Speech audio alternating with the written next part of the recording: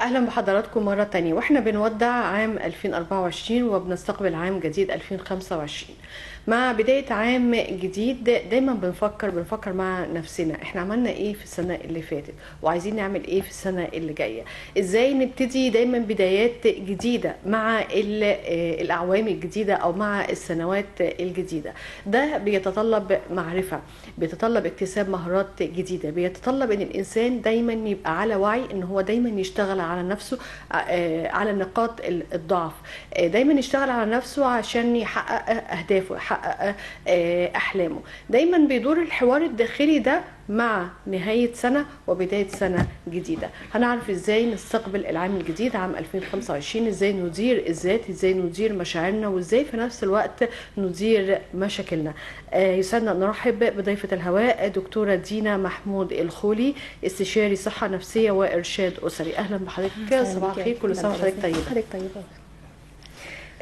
دور حوار داخلي داخل كل انسان. خلاص السنة عدت واحنا هنبتدي سنة جديدة. يا ترى انا عملت ايه؟ يا ترى وهل انا فيه هرجع فيه تاني ولا ايه المشوار؟ هل انا فرحانة ولا حزينة؟ السنة اللي فاتت دي مرت بكل الحمد لله، بكل افراحها بكل احزانها. السنة الجديدة شكلها هيكون ازاي؟ هو مبدئيا كده في استقبال العام الجديد دايما بقول لهم حاولوا على قد ما تقدروا dust yourself، يعني dust yourself off، يعني خلاص كل الغبار انزع عنك او انفض الغبار بقى بتاع السنه اللي فاتت بكل مشاكلها ومتاعبها وسلبياتها. تمام. هنحاول على قد ما نقدر نشتغل على اكتر من اداره. اولها اداره الذات. تمام. هادير ذاتي ازاي؟ ان انا هراجع الاول كل اللي فات بايجابياته وبسلبياته وبنجاحاته واخفاقاته. تمام.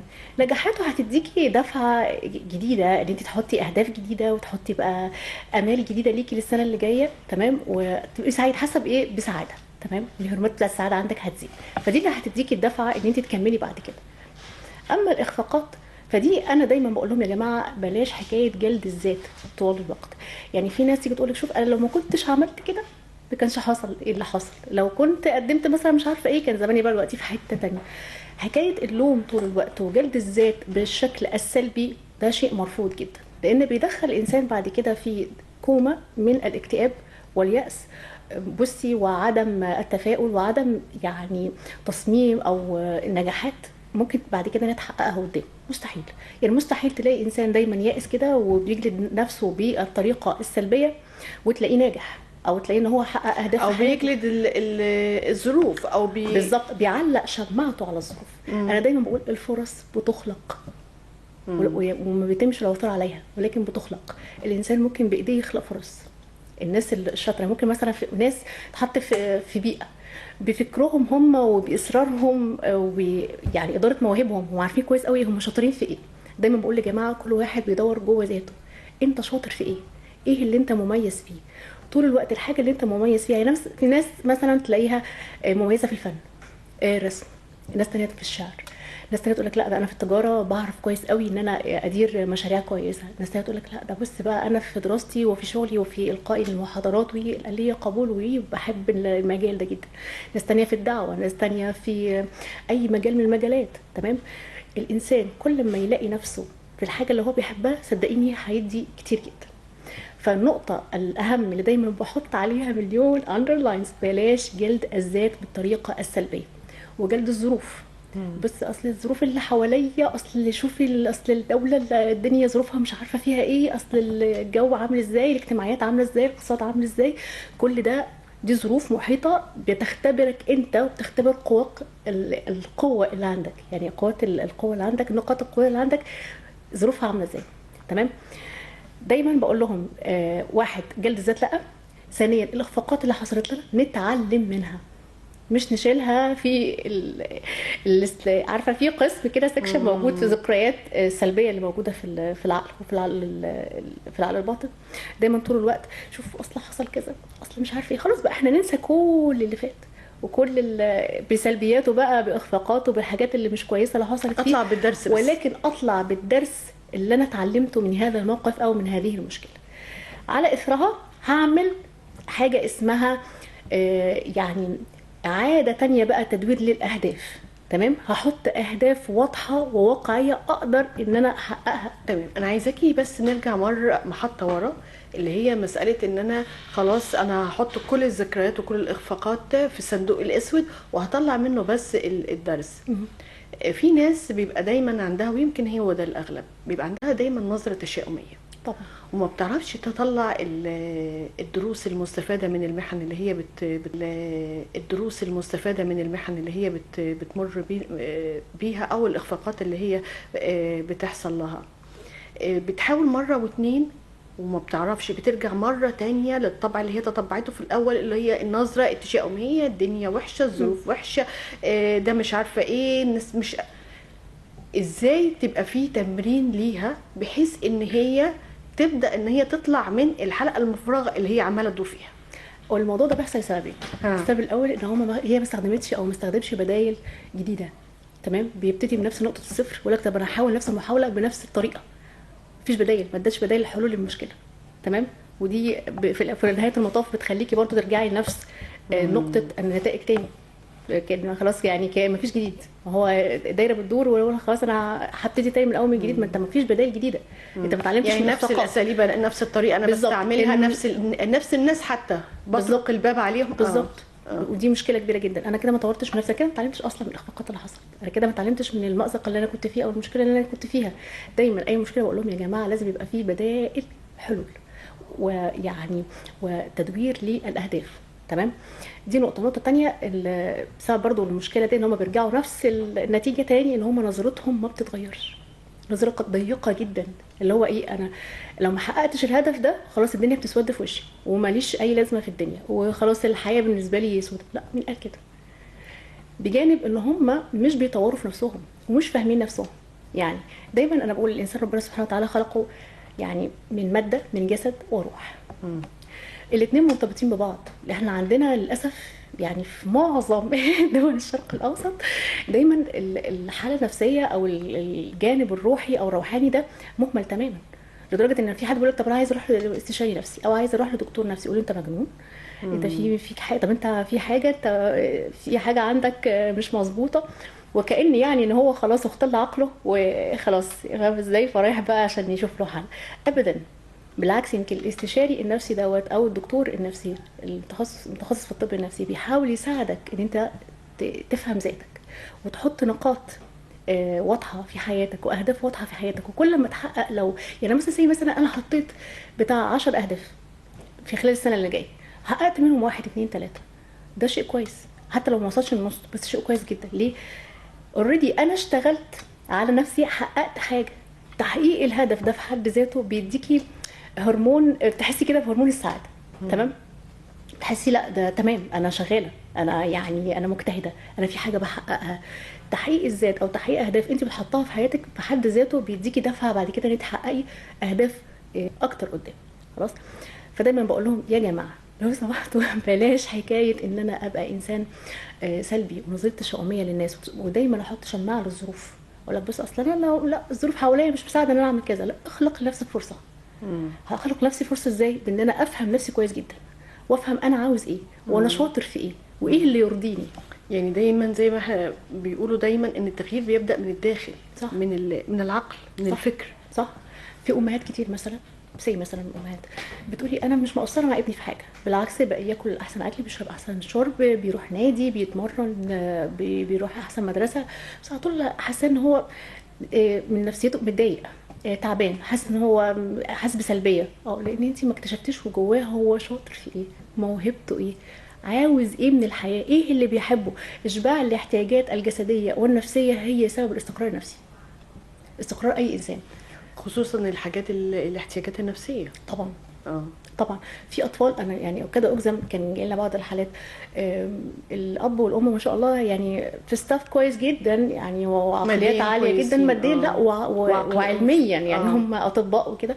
الولد او البنت عندهم ولادهم لا محتاجين حنان بطريقه يعني وكانهم يعني في اشد الاحتياج ان حد يطبطب عليهم او ان حد مثلا يقول لهم كلمه حلوه او يحن عليهم باي حاجه. فدي يعني مشكله في حد ذاتها. اشباع الاحتياجات هو اللي بيصل الانسان للاستقرار النفسي. ده يعني دي اللي اقدر ان انا يعني خلاصه الانسان وجوهر الانسان في استقراره واتزانه النفسي والعاطفي هيظهر، وهتلاقيه كده ستاند باي معاكي لما تلاقيه كل احتياجاته مشبعه، الاحتياجات الجسديه والاحتياجات النفسيه اللي ترضيه، لان اللي يرضيكي ممكن ما يرضيش غيرك. صح. مزاجيات وشخصيات. صح. تمام.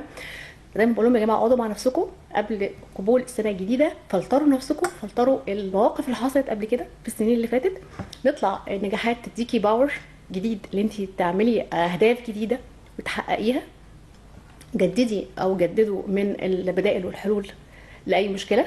المشاكل موجوده عشان سنة الحياة. بالظبط. يعني في ناس تقول لك الله انا نفسي السنه الجايه تيجي من غير مشاكل، مفيش حاجه اسمها كده. انت كده داخل مفيش حاجه اسمها كده خالص، لازم هتلاقي في مشاكل، لازم ان انا ابقى اتمرن بقى طول الوقت ان انا احط بدائل. وخلي بالك يا مدام متقاليه، كل ما يبقى في مشكله وتحطي لها بديله وتحققي حاجه، تلاقي نفسك انت اكتسبتي خبره كبيره جدا في الحياه، ان انت خلاص بقى عندك مرونه. ممكن اي مشكله بعد كده تقابلك في القريب العاجل تلاقي نفسك اوريدي نزلتي فاهماني بالسيستم بتاعك بقى اللي هو بتاع انا عندي حل ده وحل ده وحل ده، لو ما نفعش ده هيمشي ده. هتلاقي نفسك خلاص انت بقى مدركه للامور ومدركه لمشاكلها ومدركه ازاي تقدري تحليها بكذا طريقه.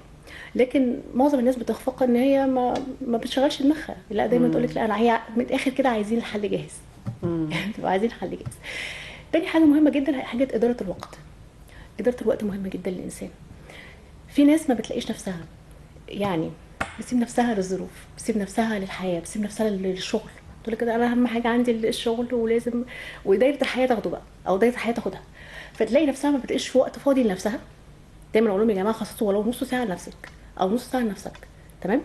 شوف انت بتحب ايه اعمله، او هي بتحب ايه ان شاء الله. بس يقول لها لربة المنزل حتى انت لو نص ساعه بس كده قاعده هاديه، جو هادي ولاد نايمين، لو فنجان قهوه او كوبايه شاي قاعده فيه بس في التراس او في البلكونه قاعده هاديه، صفي ذهنك. بالظبط. ما لازم اعمل ريفرش للاعصاب، ما هي الاعصاب دي انا هفضل ضغط عليها لحد امتى؟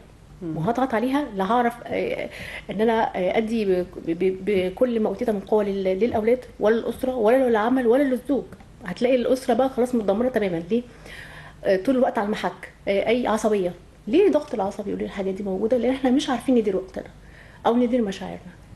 فهمتي قصدي؟ هي دي النقطه. فدايما اعلم الولاد اقول لهم يا جماعه في حاجه اسمها اداره وقت. يعني ايه؟ النوم بمواعيد، والاكل بميعاد، والصحيان بميعاد، واللعب بميعاد، وفي لو في كل حاجه حقها ندي كل حاجه. واهم حاجه النوم. اقل حاجه المفروض ان هو 8 ساعات. 8 ساعات نوم. 8 ساعات متواصلين. وبالليل كمان مش بالليل. هو جعلنا النهار معاشا وجعلنا الليل لباسا. يعني سبحان الله هي فطره كده، فطره الانسان كده. وسبحان الله انت عارفه لما دايما الانسان او الناس اللي تلاقيها بتنام والدنيا ضلمه خالص خلاياها بتتجدد. دايما تلاقيها مضاد الاكسده وتلاقيها يعني ما شاء الله الا بيجي لها كانسر وبيجي لها اي حاجه من الحاجات المزمنه دي. ليه؟ لان هي مش بالفطره. تمام. تعالي بقى ليه الساعه البيولوجيه للبني ادم اللي هو ينام بالنهار ويسهرك بالليل، هتلاقيه طول الوقت عصبي، نيرفس، ممكن بياخد قرارات غير صائبه، متردد في بعض الامور. حتى المحيط اللي حواليه من كتر عصبيته ممكن تلاقيه ينفروا منه. تمام. بالنسبه بقى للمحيط، دايما اقول لهم يا جماعه راجعوا دايرتكم الاجتماعيه. تمام. قبل ما نتكلم عن المحيط ايضا في اداره الوقت، في ناس تقول لك انا ما فاضيه ما وريش حاجه، يعني ادير وقت ايه؟ لا، الفضا ده في حد ذاته مشكله كبيره. بالظبط.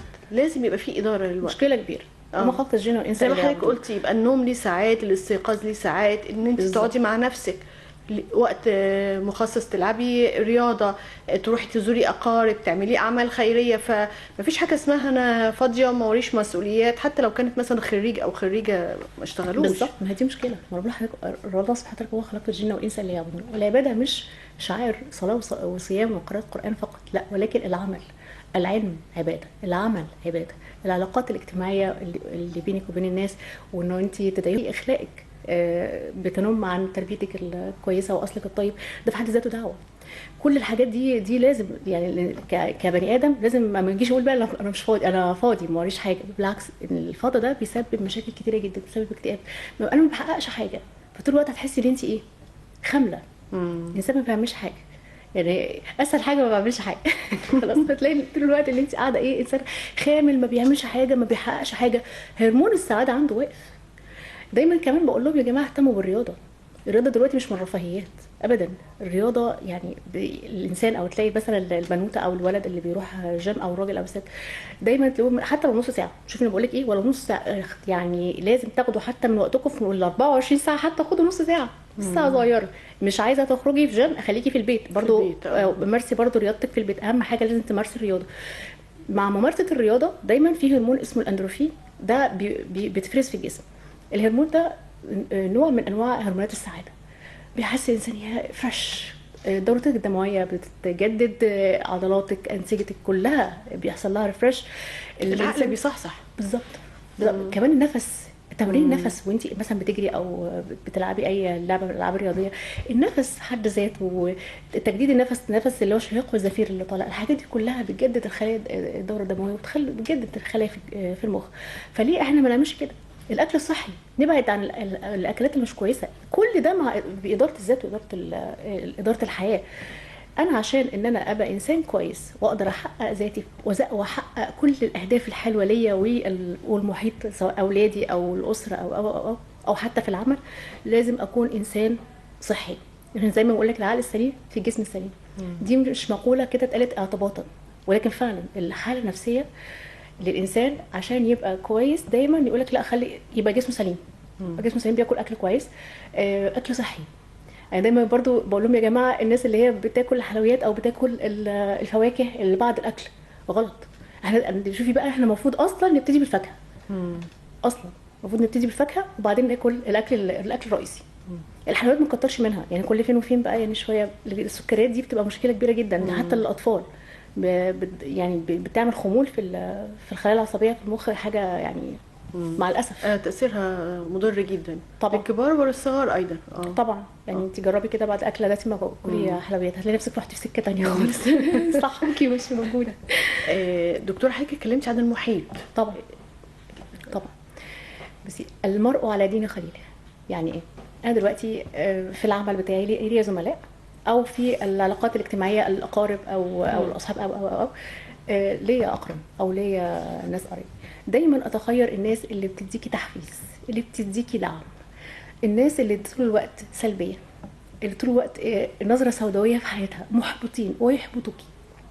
في ناس بتبقى، يعني انا بقول مش مؤذيين، يعني في ناس مؤذيه اتس اوريدي، بيبقوا قاصدين فعلا ان هم يأذوكي وان هم يحبطوكي، حتى لو عملتي ولو هدف واحد صغير، يقول انت ما عملتيش حاجه، يعني اللي انت عملتيه ما عملتيش حاجه، ايه يعني؟ ما هو ده مليون حد غيرك عمله، انت يعني ما جبتيش حاجه جديده يعني. تمام. وفي ناس تقول لك برافو، اللي بعده، لا انا فخوره بيكي جدا، انا مبسوطه بيكي جدا. تمام. وده كمان الاسلوب انا دايما بنادي وبرشد بيه الامهات، ان انت لازم تخلي بالك من الاطفال عندك لما بيجي يحققوا له حاجه صغيره، حاجه صغيره، لو ساعدوكي حتى في البيت ولو حاجه صغيره قد كده، لازم يبقى في تشجيع، لازم دفعه للامام، ما تحسسهمش ان مفيش تقدير او ان هم مثلا ما عملوش حاجه. فهمتي قصدي؟ الحاجات دي بتفرق في البني ادم جدا. الكلمه الطيبه صدقه. انت متخيله مثلا لو اصحاب زميل يقول لي برافو، انت تمام، حلقتك كانت ممتازه النهارده يا مدام دالي، تمام، انت هتلاقي نفسك سعيده ومبسوطه وهتدي اكتر، هتلاقي نفسك اشتغلتي على نفسك اكتر عشان تبقي احسن واحسن، عشان تسمعي الكلام اللي يطرق على سمعك كلام حلو. صح كده؟ صح. تعالي بقى، انت عملتي اللي عليكي قوي واشتغلتي قوي، رغم ان انت كنت مثلا سهرانه او كان وراكي ضغوط وعملتي حلقه كويسه جدا، ناس كتير جدا بتقول عليها كويسه، لحد ما زملائي قال لك لا ده مش لطيفه. انت هتعملي ايه؟ نفسيتك انت هتزعلي. عشان كده دايما الرسول صلى الله عليه وسلم قال لك ايه؟ الكلمه الطيبه صدقه. يعني ابسط الصدقات انت تقول كلمه حلوه، تبسمك في وجه اخيك صدقه. شفتي الحاجات الجميله دي؟ يعني كان الرسول صلى الله عليه وسلم بيقول لك ايه؟ بيعلمك ازاي تبقي انسان او انسانه سويه نفسيا. شفتي لما بتضحكي في وش صاحبتك او زميلتك، او شخص مثلا يضحك في وش ولاده او وش زمايله، تبسم يشرح الصدر، يبقى فيه سعاده، في استقرار نفسي. ما فيش اي انسان في الدنيا هيقدر يعني يحقق لك اي اهداف كويسه وناجحه في الحياه وهو مضغوط نفسي خالص. الضغط النفسي وتلاقيه طول الوقت عصبي، وتلاقيه اوريدي الضغط النفسي بيولد بعد كده صفات مش كويسه جدا خالص. تلاقي الانسان ممكن يتلفظ، ممكن يكسر، ممكن بصي يخسر اقرب الناس ليه. تمام. كل ده بسبب ضغط نفسي، لان هو ما قراش نفسه صح، ما مشيش على نظام، ما ريحش نفسه بالظبط، ما ريحش نفسه لا نفسيا ولا جسديا. الراحه النفسيه مرتبطه بالراحه الجسديه. انا دايما بقول كده، لازم الراحه الجسديه، لازم تنام نوم كويس. ابعد كل اجهزه الفونز او اي حاجه الكترونيه، ابعدوها عنكم مسافه كبيره قبل النوم. تمام. والله. طبعا طبعا الذبذبات اللي فيها والحاجات ديت كل ده بيأثر، والترددات اللي فيها بتأثر على المخ، بتخليكي طول الوقت مش في نوم أرق، مش نوم كامل، مش نوم عميق. تمام. عشان دايما اقول لهم ابعدوا اي اجهزه عنكم. احنا دلوقتي ما شاء الله يعني اي حد قاعد في السرير. لا في في للأسف تاني يرن الشديد. المنبه، تعرفيش بيرن منين، تر هو فين، تلاقيه تحت البطاريه اصلا. فاهمه ازاي؟ قريب منك جدا. وتلاقيه حاجات مثلا جنبك في الديسك ولا حاجه، تلاقيه قريب من المخ. انت نايمه، دي مشكله كبيره. ده بعمل ارهاق للخلايا العصبيه، بعمل ارهاق للمخ. طب انا هبتدي يومي ازاي يا لطيف؟ ازاي ابتدي نشيط ازاي؟ وابقى نايمه مثلا 8 ساعات وصاحيه، بس برضو مش نايمه، يعني نايمه صاحيه تعبانه في خلل. يبقى هو في من خلل. في حاجات في تانية لازم في ابحث ساعة عنها. بيولوجية في جسم الإنسان. كل ما كانت الساعة البيولوجية دي منتظمة، تمام، خلاص أنا الجسم كله بكل أجهزته هتمشي تمام. حصل له خلل، خلاص يعني ما تفتكريش بقى ان خلاص بقى اللي بقيه الاجهزه هتشوف شغلها هي كمان بشكل جيد يعني. فالساعه البيولوجيه دي هتنظبط بقى بالنوم الكويس والاكل الكويس والرياضه. تمام. نبعد عن كل السلبيات اللي في الحياه. خلاص. دكتوره، من غير بدون قطع كلام حضرتك اتكلمتي عن المحيط. تمام. طيب لو في شخصيات اللي هي بتوصف بانها شخصيات سامه في المحيط الاقرب ليكي، الفيرست كلاس بالظبط، هتعامل معاه ازاي؟ بالظبط. التجاهل. بس التجاهل ده بياخد، في ناس ما بتقدرش عليه، بياخد وقت، بياخد تمرين لدرجه ان انت توصلي للتجاهل. بس الناس ديت اللي هي بتبقى يعني، دي انا دايما بقول ده ابتلاء. الناس اللي بتبقى اقرب، الناس اللي هي بتبقى نارسست، نرجسيين او ساريين او توكسيك، الناس دي بتبقى في ابتلاء شديد. ليه؟ مثلا زي مثلا الام او الاب توكسيك، او الزوج او الزوجه توكسيك، الولاد توكسيك، هتعمل ايه؟ في حاجه اسمها خلاص انا فهمت شخصيه الانسان اللي قدامي ده، ان هو خلاص بيبقى من جواه بيغلي شر، بيغلي سلبيات، لازم وحاسس باذلال من جواه، فعايز ان هو يدمر كل اللي حواليه. خلاص. فاي كلمه هو هيقولها بشعه انا مش هاخدها على محمل الصدق او المحمل الجد ان انا فعلا لا انا كده.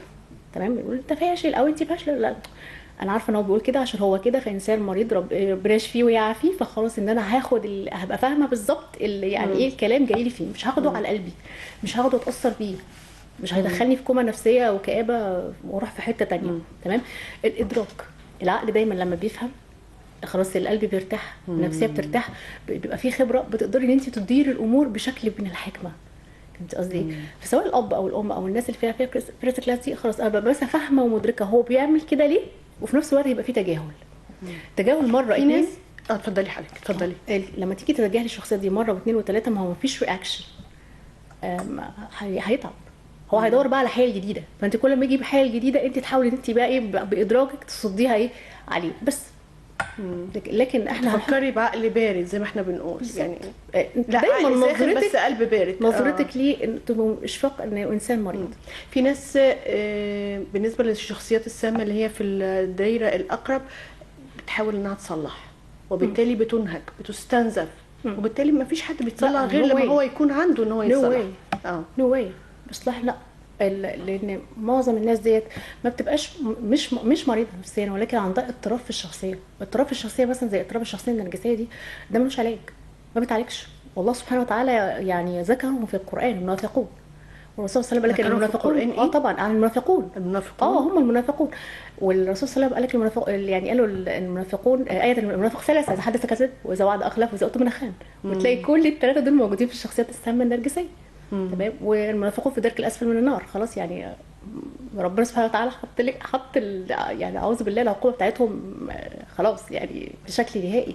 فأنت هتصلحي إيه؟ مستحيل تصلحي. اللي في ناس فعلا بتبقى من جواها بالفطره طيبه جدا، نظيفه جدا من جوه، وللاسف هم ضحايا نرجسيين كلهم بيبقوا الشخصيات دي اللي هي بتبقى مضحيه قوي، مسؤوله قوي، انسانه بالفطره قوي، فيها مميزات كتير جدا، فهم بيختاروهم عشان خاطر يدمروهم.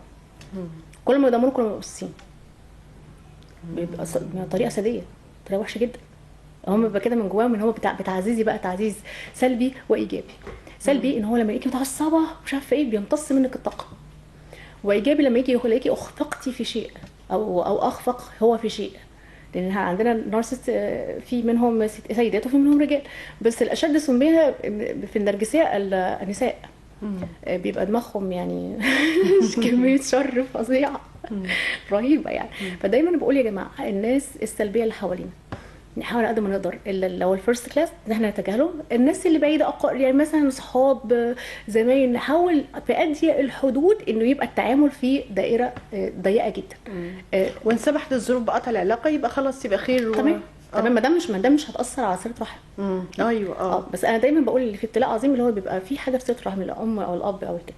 تمام، لان مرت علينا يعني شخصيات وحالات الام نارسست من درجه يعني كبيره جدا، كانت بتطرد بنتها في بصوت نص الليل، ترميها وتطردها، وباباها جنبها ما بيقدرش يعمل حاجه. بس كانت يعني عظيمه في الشر يعني. بنتي قعدت تتعالج، كانت تقريبا في المرحله الاعداديه قعدت تتعالج. البنوته بقى، البنوته نفسيتها ازاي الام تعمل كده؟ ما هي بالنسبه للام السويه والحاجه بالفطره مستحيل. الام هي اللي بتبقى صدر الحنين، هي الداعمه، هي اللي دايما قلبها بيبقى متعلق باولادها، اللي بيبقى عكس تماما. دايما الحاجه اللي تلاقيها سامه او توكسيك او نارسست او ساديه او كده تلاقيها عكس الفطره تماما، عكس الفطره، وبتاخد شكل من اشكال المرض النفسي في التعذيب.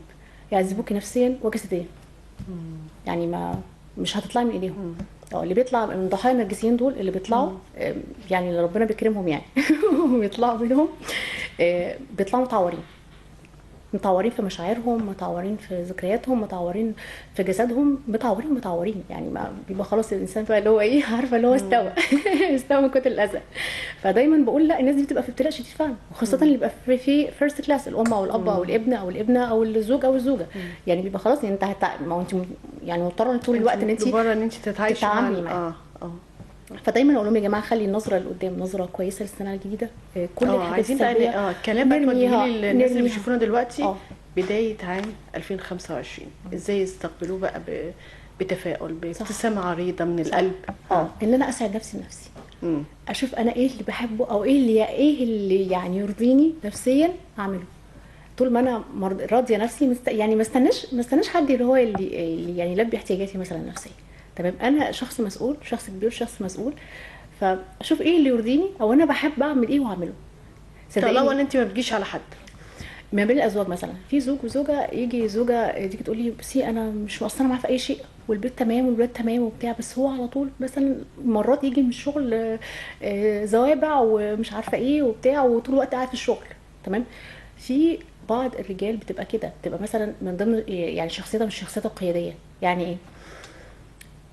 حياتها كلها الشغل.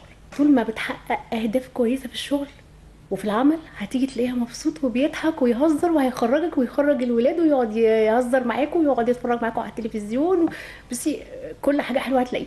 لو حصل اي دروب مثلا في شغل او حاجه مش كويسه او هتلاقيه بقى العكس تماما حصل كرياكشن او كانعكاس في البيت. دايما اقول لهم يا جماعه اقروا عن الشخصيات، اقروا عن نفسكم، اكتشفوا نفسكم بنفسكم. يعني فكره ان الانسان يقرا ويتعمق في نفسه ويعرف صفات نفسه وايه اللي يرضيه وايه اللي يأذيه وايه اللي يدعمه، الحاجات دي صدقيني بتخلي الانسان في حته تانية خالص. عكس الانسان اللي بيبقى ماشي في حياته بعشوائيه كامله. لان زي معظم الناس ماشيه في عشوائيه، تقول لك ان شاء الله باذن الله السنه الجديده ارمي توكلك على الله، خير. ما هو فعلا توكلنا على الله، بس ناخد بالاسباب. بس لا، اللي بيحصل تواكل مش توكل. يعني ايه؟ ارميها بقى على الله ومش عارفه ايه. أيوة. ومفيش اي جديد، مفيش اي فلتره عملتها في حياتي، مفيش اي اهداف واضحه واقعيه اقدر ملموسه اقدر ان انا يعني ان انا احققها. في ناس كتير جدا تيجي تقول لك انا احلامي مثلا ان انا ابقى ملياردير، حلو كده، وفي خلال سنه. لا، مستحيل طبعا. مستحيل. تمام. يعني انت عايز تحقق اهداف، احط اهداف واقعيه اقدر ان انا احققها. تمام، واعرف دايما ان كل حاجه لها ليميت، كل حاجه لها فتره زمنيه. تمام. وايه الهدف الاولي اللي انا هعمله، اللي هي زي ما اقول لك ستاندرد، يعني ستيج باي ستيج، مرحله بمرحله.